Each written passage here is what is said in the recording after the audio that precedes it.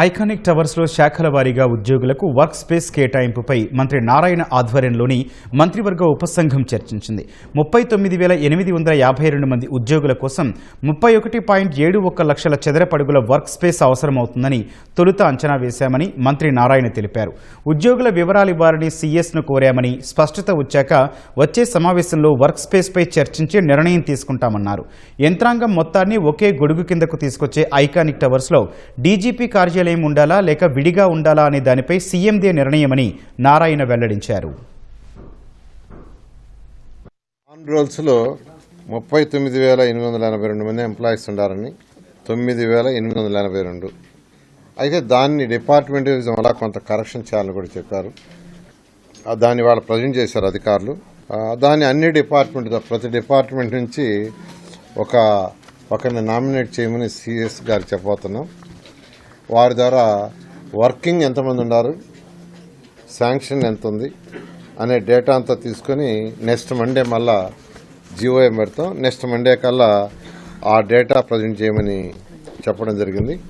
ఇప్పుడు as it ఈజ్గా వాళ్ళు తీసుకున్నది 2014-19లో 26,700 మంది ఉంటారని ఎస్టిమేట్ చేసి దానికి తగ్గట్టుగా యాక్చువల్గా ఆ రోజు ఈ 31.71 లక్షల కార్పెట్ ఏరియా వచ్చే విధంగా డిజైన్ చేశారు.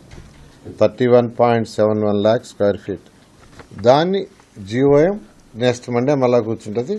ఈ లోపల ఇతర రాష్ట్రాల్లో ఉన్న కొత్తగా కట్టిన సచివాలయం ఏదైతే ఉండే నయా రాయ్పూర్ కానీ లేదా మన పక్క రాష్ట్రం హైదరాబాద్ కానీ అదేవిధంగా సెంట్రల్ విస్రా సెంట్రల్లో కట్టింది కానీ వాటిల్ని కూడా స్టడీ చేసి దాంట్లో కూడా ఎన్ని స్క్వేర్ ఫీట్ కట్టారు, ఎంతమందికి అకామిడేషన్ ఇచ్చారు, ఆ కంపారిటివ్ డేటా కూడా నెక్స్ట్ జీఓఎంకి సబ్మిట్ చేయమని జీఓఎం తెలియపరచడం జరిగింది.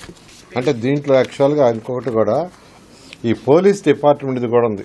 అంటే ఇవాళ మేము చూసిన దాంట్లో ఏంటంటే ఒక పోలీస్ డిపార్ట్మెంట్దే దీంట్లో 14,000 చూపించారు. అంటే అప్పుడు అంతా వేసి 26,700 చేశారు. 39,000 వచ్చిన తర్వాత ఇప్పుడు దాంట్లో 14,000 తీసేస్తే ఆటోమేటిక్గా 25,887 వస్తుంది.